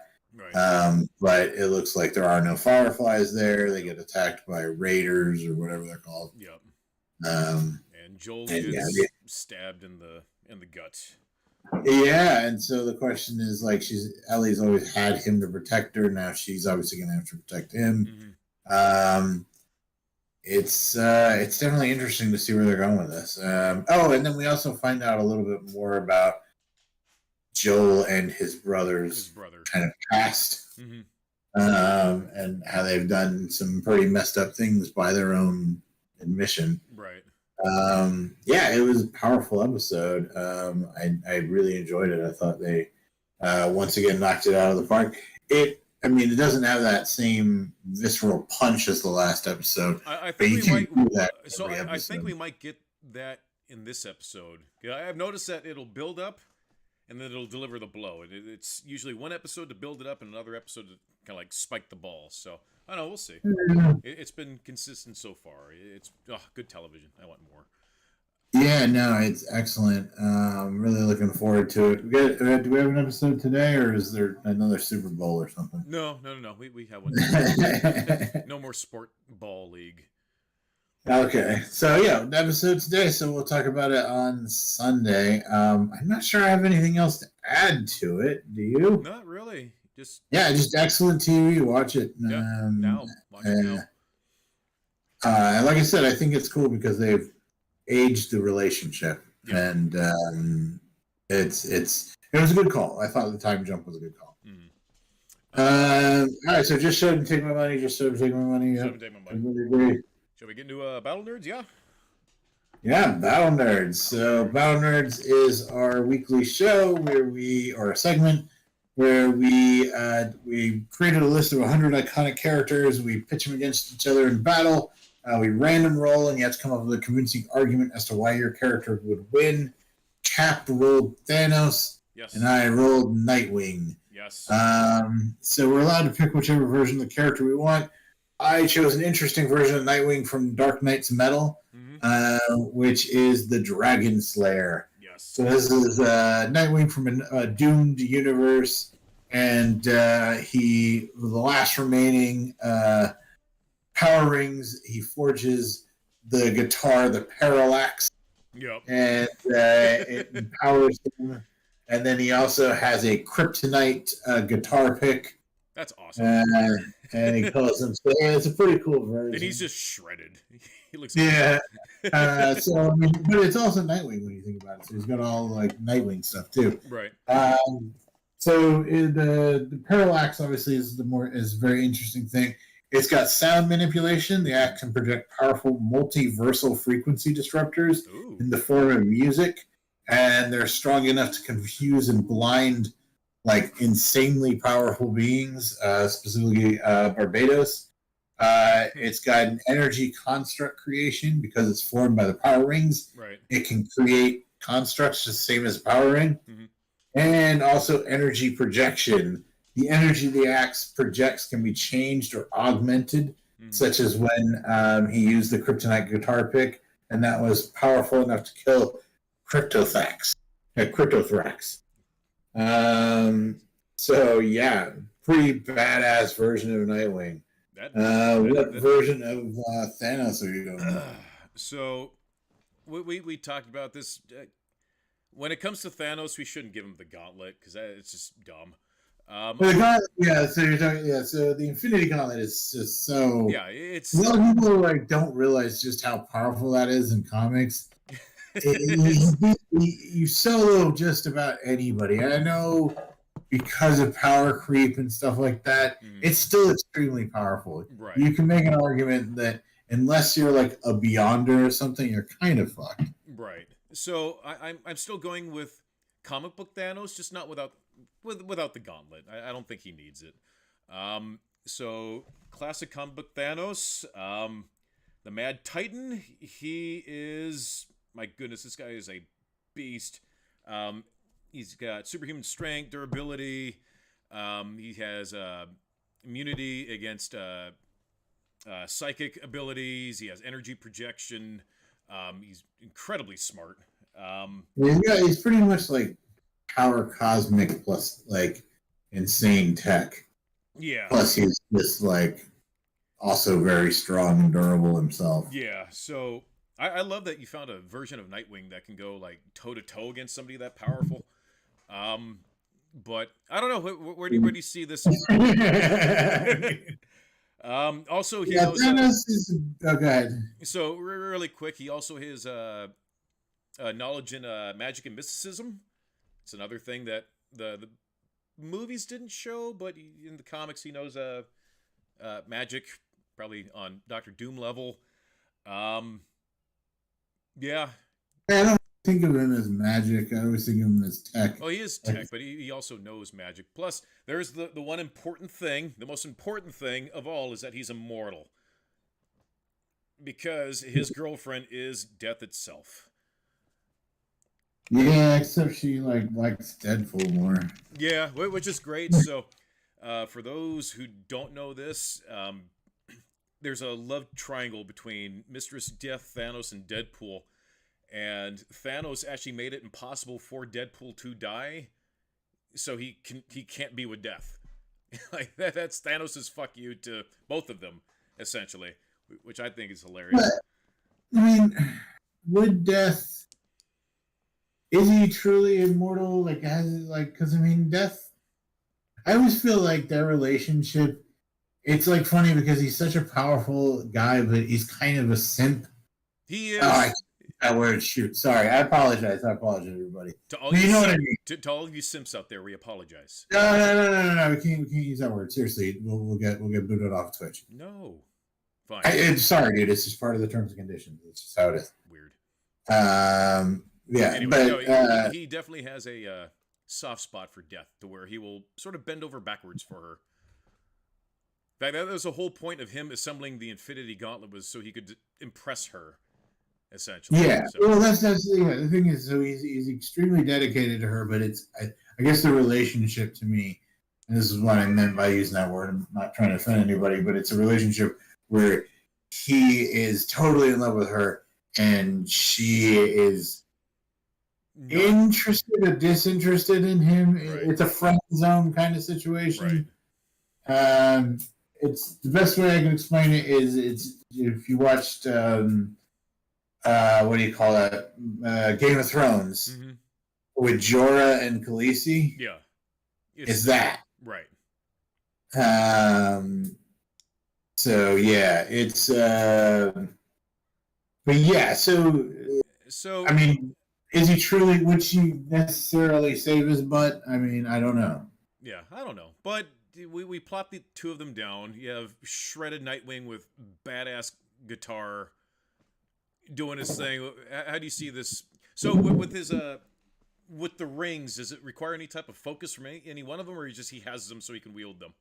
He doesn't have rings. He's the axe is forged out of them. Right. So what I mean is, does he require any particular focus from any one of the rings in order to operate, or it's just here, this is made with their power. Take it and go. It's just the axe works like a lantern ring. Okay. So essentially he's got construct creation, and then he it's still a tough fight. Here's what I think he can win. because it's Nightwing, who is kind of Batman, but better in a lot of ways, at least recently. Right. They're like, oh, he's a better fighter. He's more agile. He's been, trained. He's brilliant. So you've got all of the Batman side of things combined with some of DC's like more powerful things. Right. The Kryptonite pick then takes it to the next level. So I think Thanos is more powerful even with this version of Nightwing. I think, he'd fight him like, Pew! And all that stuff. And you're like, ah! And I think there's all of that stuff. I just think that it's the Nightwing stuff that pushes him into the win category. It's the fact that I'd be willing to scale this up to the Batman versus Darkseid thing, where maybe Nightwing doesn't win like up front, like in a full-on fist fight, but Batman got Darkseid to yield by threatening him by detonating the reactors on Apocalypse. So but what I'm saying is this version is got all of that stuff because he was trained by Batman and all that kind of stuff. But he's also got some of the DC's better like tools at his disposal, meaning the power rings, and then it's amplified beyond that because they were like forged into this axe, and he's got the kryptonite, and he can do these crazy sound waves and stuff like that. So I can see the sound waves hurting Thanos, but I can see either Thanos out-teching it or him just muscling through it. And I agree. Thanos I think that if that was all it was a guy with this axe and that guitar pick and all that stuff, then Thanos wins. The reason I'm arguing the Nightwing wins is because it's that plus Nightwing. Right. No, I see. Really quick, just dealing with the sound thing. Thanos took a point-blank blast from Black Bolt. Just a full Blackagon, Boltagon? Yep. And just Blackagon, Boltagar, that's what it is. Yeah. So, I see. I like Nightwing too, so I can argue both sides of this. But you're not supposed to. I know, but that's what we end up doing anyways. It's kind of I try to avoid it. Right, but we don't, and it's fun because it's like an open discussion, especially when it's like this, when there's a clear underdog, so I can try to. I don't know. I'm rooting for the underdog on this one too because I like it. But tell me why Thanos is going to win. So I think why can Thanos beat Batman plus Lantern plus crazy sound powers? So I think Thanos has enough cunning to kind of see through the bullshit. I think whatever Nightwing has in his arsenal might be able to slow Thanos down a little bit, but dude, he's the Mad Titan. Like it's hard to slow him down. I can see him punching his way through any construct or just energy blasting through whatever construct Nightwing can come up with. He might have a plus in the agility. I give him that. But all Thanos needs is like one good hit, or even just with like an energy projection.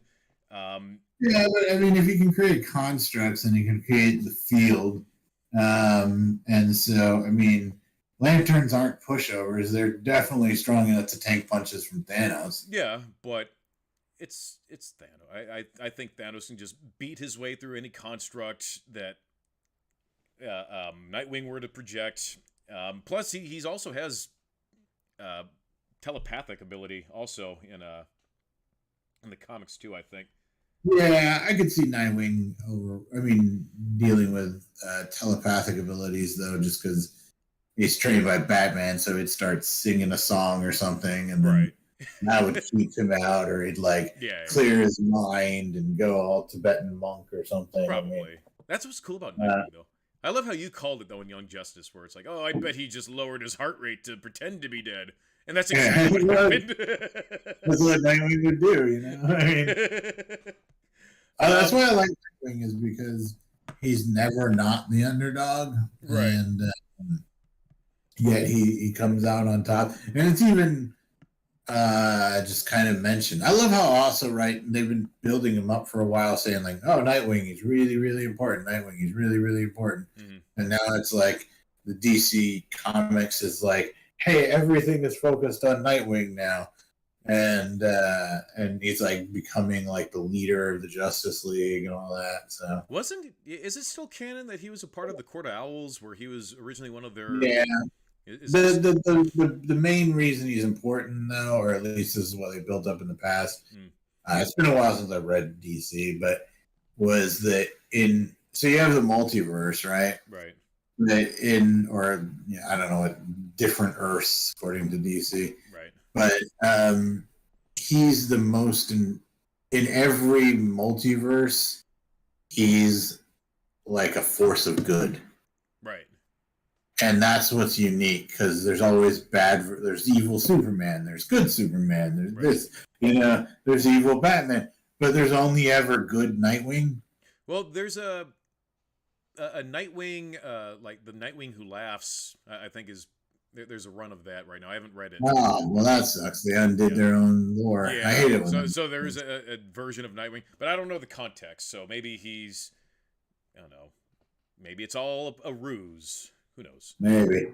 But that was the idea behind it anyway. Yeah. And that's why they made him. And then the other thing is, like, Nightwing in DC, just as his regular Earth, he's the one that, like, he could have someone with him and, like, all the other heroes would be like, wait, and he'd be like, no, I vouch for him. And then his word is gold, like, yep. Right. If Nightwing vouches for you, then everything's great. Right. Everyone trusts him. Yeah. Nice, dude. We'll throw up a poll on all of our isms, all of our stuff. Oh, by the way, our last winner, surprise, surprise, the Wolverine stabs Inuyasha in the head and then he dies. So I'll say this, because I hadn't seen Inuyasha. Next time I'm up against an anime character, I'm just going to go with the most powerful version of whatever I roll, just to out. Sometimes you don't need to, though. It just depends. I mean, like, no, I'm just going to overkill it. I'm going to kill that fly with a shotgun, and it's just going to be. That's silly. But anyway, you should have just did like 5 minutes of research on Inuyasha. Seriously, it's on his main page of powers. I'm dealing with shit. But yeah, Wolverine wins. I mean, I don't know why you won the argument. Apparently, Wolverine takes down Inuyasha, and that actually makes him our champion overall. Really? Yeah, he's got 4 wins. Wolverine just every time he just takes him out. So do you want to do our roll for next week? Roll. 43. I feel like I just rolled a 43.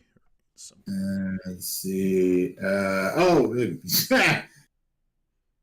You were just talking about how you're like, I don't like this movie. You got The Bride. Kill Bill. I know, which is funny because that leads us to our Behold Nerds. This is actually an interesting one. It's The Bride versus returning champion Xena, the warrior princess. Ooh. All right. Yeah, I guess, like, hopefully, I mean, you have guns. I don't know how Xena does against guns, but she does favor a katana as well, so. Yeah. Made by freaking, I forget the guy's name in it. Is that a fucking, what's it, katana? It is. Like, so good. I love Kill Bill. But yeah, so that'll be our battle next week. One of our more balanced ones, in my opinion. Xena versus The Bride. We have all week to reach out to Lucy Lawless to get her input. Yeah, I will send another tweet to Lucy Lawless and see if we can get her. I don't know if Uma Thurman's on Twitter, but if she is, I'll also ask her. Yes. Or Quentin Tarantino or whatever. Any of them. Well, yeah, I'll see who's on Twitter, and if they are, I'll message them. Like the Best Boy or the Caterer or something. The The craft service table. we went from Quentin Tarantino to caterer so fast.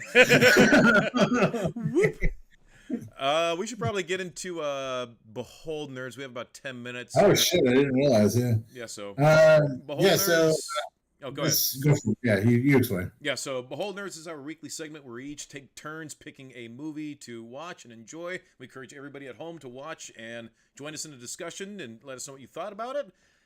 Frosty's pick this week was one of his favorite movies of all time, The Crow. This was a movie that I've seen once when it first came out on VHS long ago. I haven't seen it since. I really didn't remember anything about this movie, so I'm pretty much walking into it a clean slate. Yes, that is that. I liked it, didn't love it. I think so. My biggest issue with this movie wasn't the story. It was just shot very choppy. It didn't have a smooth flow. It was just very hard cut. And, I don't think so at all. But other than that, I loved everything. It feels like a comic book brought to life. It does. And that's what I love about it. So it each scene feels like it's a panel, and I think the technology, like there's a lot of miniatures and stuff, and so the miniatures great. Yeah. So you could kind of go, because this doesn't look like, I guess, a modern movie. But when you appreciate it, like it's like here's this town, and then there's these fires, and then it cuts to the little window that they're in, and the cops just like smoking there, right. Like. It's beautifully shot.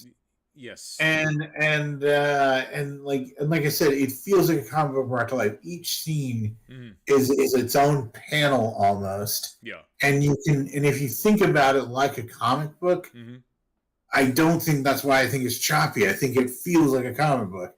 Like and like, the girl going up into the room and like, oh, forget it. Like, you don't care. And then it makes no sense. But the light comes on, and then he's standing there, and he's like, I care. Right. And like, who cares? It's a storybook. You know what I mean? It's beautiful. So this movie is like a goth tragedy. I would describe it. It's like a goth metal tragedy. It almost has a like Queen of the Damned vibe to it. If you've ever seen that. Queen of the Damned wants to be this. It's not. I'm saying tonally, it reminds me. This is high art, in my opinion. So, as far as the story goes, what's his name? Craven. What's his first name? Eric Draven. Eric Draven. Him and his wife to be are murdered during the Devil's Night, which is the day before Halloween. They get murdered on Halloween. No, you're right, Devil's Night, because it's the night before. Yeah. They're supposed to get married on Halloween. Yes, and you cut to 1 year later. So the whole thing is they're not agreeing to move out of this apartment building, right? And they're trying to like get it cut down, to get all the tenants to move out so they can do whatever with it, right? And they show up. They were just supposed to scare her, but then he shows up, so they kill him, and then they rape and kill her. Well, she dies after 30 hours of pain. Right. Really sad. Right before they were supposed to get married. Right. And it's so sad that a crow, the lore is, rather than carrying the soul of the land of the dead, returns the soul to his body, and he becomes a revenant, which is like an undead creature seeking revenge. Right. And so he goes after the people that did that to him. And then a bigger story is this is also why it's comics. Right. Because you have like the bigger villain. Right. And he's the guy in charge of the whole Devil's Night thing. And it's also 1 year since he died. Right. Oh man. And then God, this movie. And then you have the everyman who's the cop, which I love. The cop character, he's like, oh man, camera's doing that again. Yeah, it is. But the cop character, like, he's the guy that grounds the movie. Yeah. You know what I mean? But he still plays like that like perfect cop that you want to see in a comic book, Right. smoking a cigarette. Right. I like it when he's like, you still got the hat on. You still got the hat on. Yeah, I love that scene. Just a little things like that I liked. I did like the movie. I just thought how it was just kind of choppy, but that aside, beautiful movie. It is one of those. Oh shit! I just realized something. I hope my sound's been okay tonight, guys. It's been a little sharp. I just noticed it recently where it sounds. Yeah, no, I used the same microphone for 2 things, and I had it plugged into the other thing. I just noticed this. Sorry. That's better. That's yeah.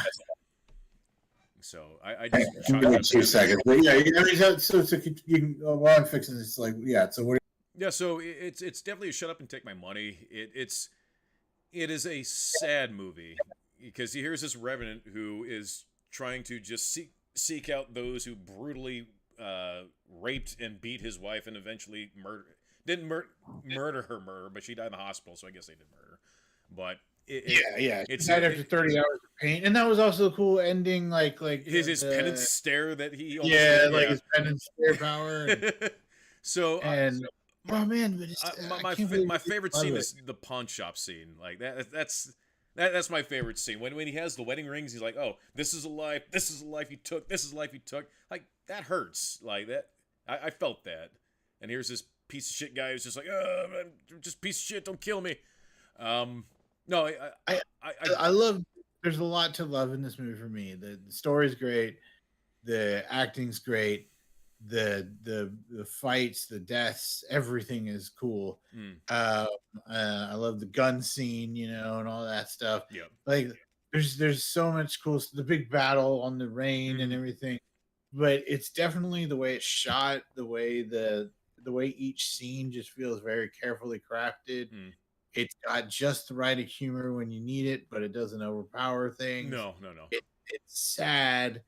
That's one thing that I did notice about this movie is that there are little haha moments, like, oh, you're still wearing the hat, and even with the girl that kind of hangs out with them, like there's even moments with her that's nice. So, and also Brandon Lee, the character is deranged. Yeah. And he feels deranged, but this and he's also scary. Is that because he's undead or because that's because how he's talked about it? He's like, how would a character that's been dead for an entire year be?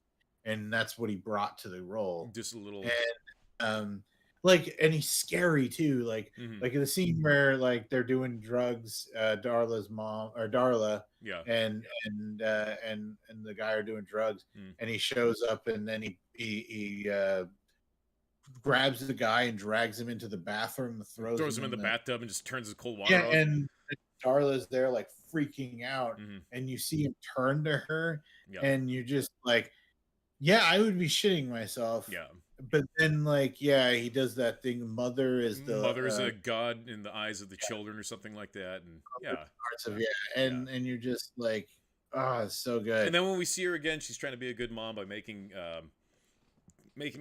eggs over easy, and that's nice. That's nice. But also the villain, I thought your line was great because Eric's a musician, and then and he's like, he winked at you. And then he's like, yeah, and he's like, musicians. And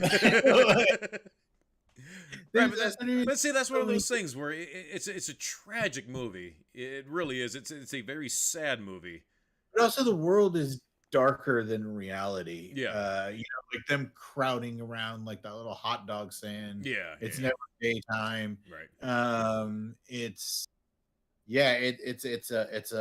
a movie. It reminds me of Gotham in a way. I was going to say it reminds me of like the boroughs of Gotham. It's got that kind of darker than reality feel. Like it's a cursed world they live in. Right. And but at the heart of it though is the beauty. That's what I mean. I this movie for me is so special. Well, the whole movie is him trying to remember what happened, because he knows that something happened, but the crow is guiding him to all these people who are responsible for what happened to him, and every time he takes out another guy, more of his memory is unlocked.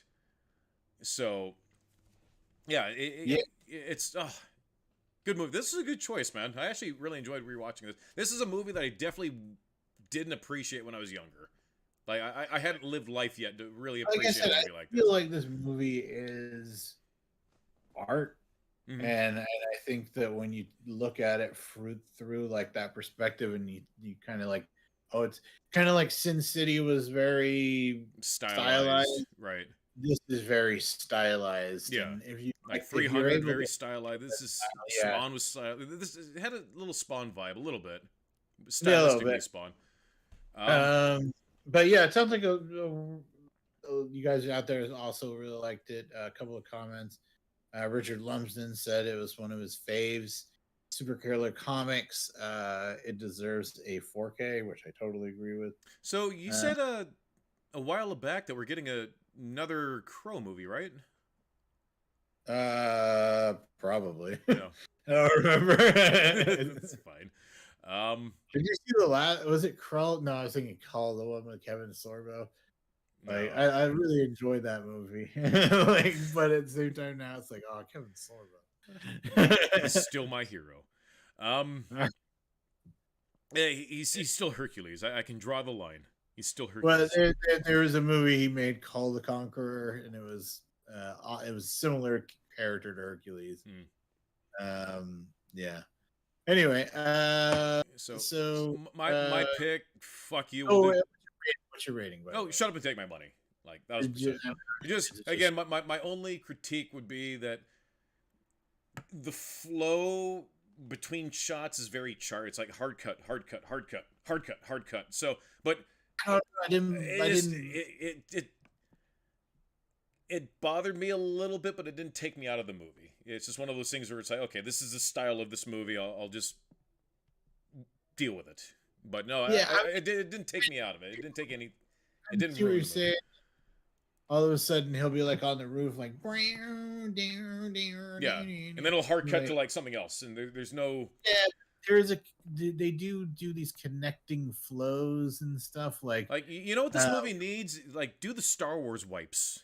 Just plug this into PowerPoint and just do a bunch of Star Wars wipes. That would be how I fix this movie. I hate wipes. On similar Crow-related news, any update with your Detroit City Football League thing? This put me in the mood, so I started reworking on it. I'm further along than I thought. Yay. Damn cat scratched the stupid thing so that I used to draw on. So it's like now it's like dunk. Like I don't even know how he did it. There's this giant claw across it. Cats are evil. But what's your pick for the next Beholder? So fuck you. We'll watch Kill Bill and just I'm going to try to like it. Or both. I'll watch both. I'm going to try to like it. This is a movie that when it came out, everybody loved this movie. Everybody. This is when I worked at Best Buy. Everybody was going nuts over this movie, and I watched him just like, okay. Oh man, he's brilliant. But this is a superhero movie. But the first, the difference between the two is the first one is more action orientated. It's her going to fight the Crazy Eights, and they have the big battle, and she's got the swords, and she's dressed up like Bruce Lee and all that. Kill Bill 2, I guess if you don't remember them that well, you probably want to watch Kill Bill 1. But Kill Bill 2 is more about her background and her story and the bride. And that one's a more story-orientated movie. Less action. Yeah. But you get some cool stuff with like her going to like train with the Ancient One and stuff like that. That's in Kill Bill 2. So which one? I'll probably. We'll watch the first one. I'm sure I'm going to watch the first one at some point before, because normally I'll watch the Behold Nerds before we go live, just so it's fresh in my head. So I think so Kill Bill 1 is our Behold Nerds pick. That'll be fun. I haven't seen that movie in a long time. Yeah. And then of course at this time everybody had that on the ringtone, the whistle. Everybody had that as a ringtone, and it drove me fucking nuts. You just stop it. Stop it. I mean, why though? Like, I mean, that's all I heard. I understand, but like, drove me nuts. But that's what we do. That's just what we do. Like, right. we do like R2D2, and we have. Right. I know, but good God, just everybody had. I'm sitting there. It's like, what are they seeing that I'm not seeing? Like, I don't get it. I think it's fun to do stuff like that, and I think it's fun to be a part of it. Like when Batman 3 came out, and it was everybody was going rush into their coffee cups. Yeah, that was fun. Yeah. Oh, Mr. Wayne. I was born in the dark. I was born in the dark. Oh, theatricals. Yeah. That's what I mean. I'm always cool with stuff like that. All right. This is a much younger me. We are at that point. We should probably end it. So tune in next week where we will be discussing latest episode of The Last of Us. We'll have Mandalorian season 3, episode 1. Maybe they'll drop more than one episode. I'm not sure if they're going to do that or not, but we're definitely going to be talking. Or who it's Xena versus The Bride. The Bride, yes. Yes. And we're going to be talking Kill Bill, so that'll all work really well together. Yeah, there you go. Nerds first, and then go into Battle Nerds. Yeah, we can do that. Yeah. That perfect. Writes itself. Like, comment, subscribe. I tried fixing the chat box earlier. Apparently, we're still having issues. I tried reloading it. Yeah, thoughts before REM. So yeah, we'll try and mess with that. I messed with it earlier. I thought I had it all sorted. Well, maybe we can meet up sometime this week, and we'll do like a. Anyways, we like to end our show with a nerdy quote by Mr. Frosty. Mr. Frosty, what do you have for us today? It can't rain all the time.